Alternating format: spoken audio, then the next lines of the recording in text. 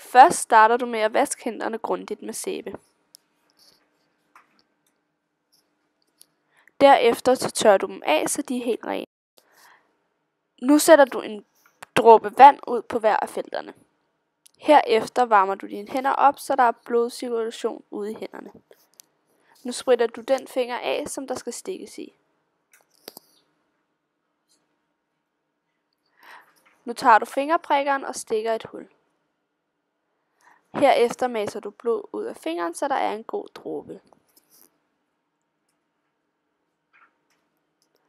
Nu tager du en ske og propper blodet på og smører ud på det første felt, så det udfylder.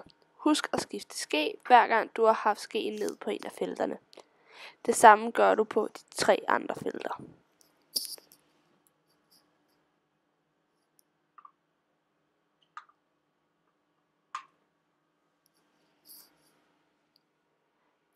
Efter dette, så drejer du lidt rundt på kortet, så blodet kommer rundt på felterne. Nu kan du se, hvor det klumper og hvor det ikke klumper. Her har vi et kort, hvor man kan se sin blodtypebestemmelse. I hjørnet, hvor der står anti-A, hvis det klumper der, har du blodtype A. I dette tilfælde klumper det ikke. Klumper det i feltet anti-B, har du blodtype B. I dette tilfælde klumper det ikke.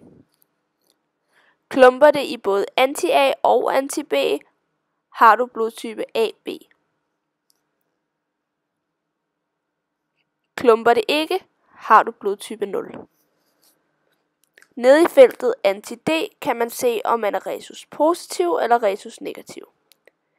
Klumper det, er man rhesus positiv, hvilket det gør i dette tilfælde. Klumper det ikke, er du rhesus negativ. I det sidste felt nederst til højre er kontrolfeltet. Klumper dette, skal forsøget laves om. I dette tilfælde kan du se, at denne person har blodtypen 0 positiv.